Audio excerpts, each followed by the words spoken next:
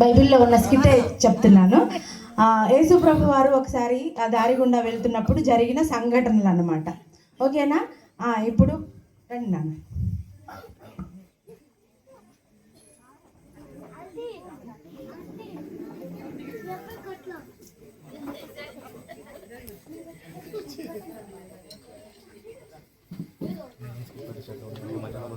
వెళ్దాం.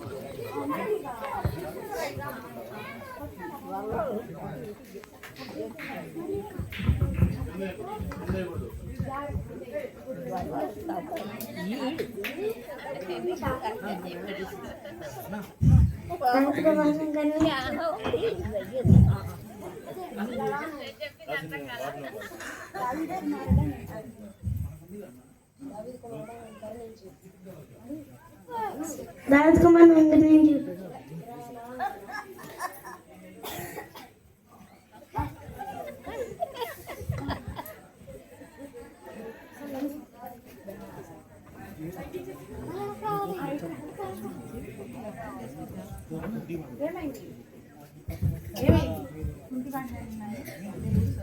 కొద్దిగా నన్ను స్వస్థపరిచారు. దేవుడు స్వస్థపరిచారు.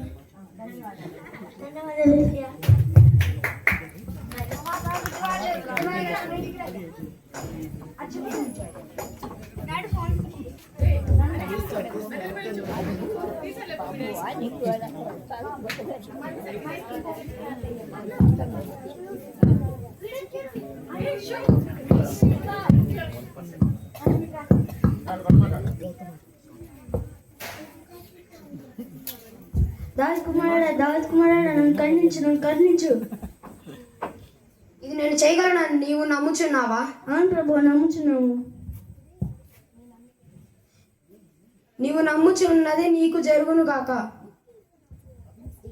ప్రభు మా కన్నీ కనిపిస్తున్నాయి ప్రభు మీరు కనిపిస్తున్నారు. ధన్యవాదాలు ప్రభు. ఇది ఎవరికి తెలియనికుండా చూసుకోండి. అలాగే ప్రభు నన్ను స్వస్థత పరిచాడు. గుడ్డివాడిని నన్ను కలిచ్చాడు, స్వస్థత పరిచాడు.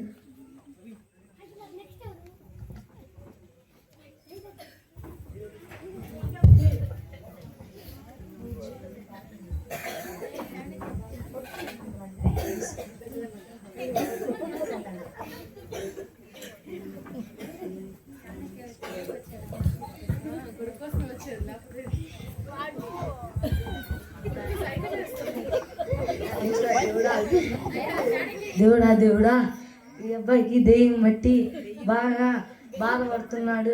కానీ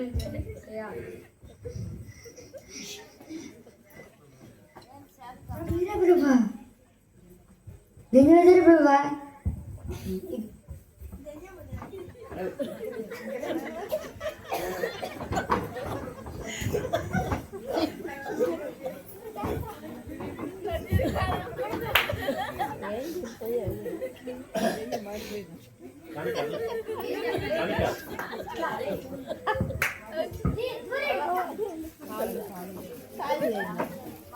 కుష్టి రోగంతో బాధపడుచున్నావా?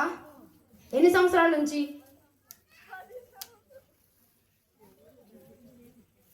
లేచి నడువు.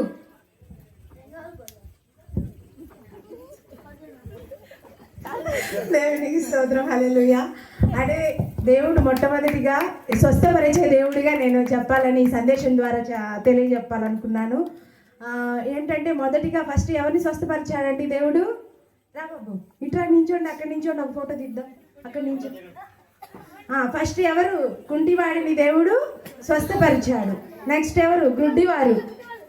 గుడ్డివారిని దేవుడు స్వస్థపరిచాడు. బైబిల్ గ్రంథంలో దేవుడు అనేకమైన స్వస్థతలు చేశాడు. అందులో ఉదాహరణగా ఒక 4 స్వస్థతలు నేను మీ ముందు పెట్టాను. అందులో మొదటిగా కుంటివారిని దేవుడు స్వస్థపరిచారు.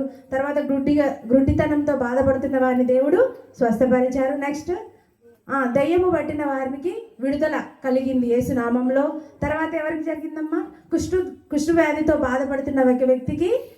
ఇలాగ బైబిల్ గ్రంథంలో చాలా స్వస్థతలు జరిగాయి. అందుకని ఇందాక గ్రుడ్డివాడిని స్వస్థపరిచేటప్పుడు ఏమని ఉంటుందంటే ఇది నువ్వు ఇది చేయగలనని నీవు నమ్ముచున్నావా అంటే మనలో నమ్మిక ఉంటే తప్పకుండా దేవుడు మనల్ని స్వస్థపరుస్తాడన్నమాట. ఇక్కడున్న మన అందరిలో ఏదో ఒక సమస్యతో మనం బాధపడుతున్న, ఆరోగ్య సమస్య కానీ ఏ సమస్య అయినా కానీ యేసయ్యని మనం తలుచుకొని, ప్రభువా నాకు ఈ సమస్య ఉంది ప్రభువా, నన్ను స్వస్థపరచు ప్రభువా, నాకు సహాయం చేయి ప్రభువా అంటే ఆయన త్వరగా దిగి వచ్చి మనకి సహాయం చేసే దేవుడని ఈ స్కిట్ ద్వారా మీరు నమ్మాలని నేను కోరుకుంటున్నాను. Thank you.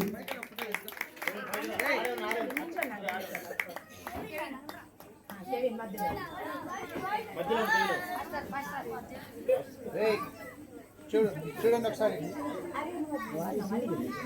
చూడు చూడు చూడు.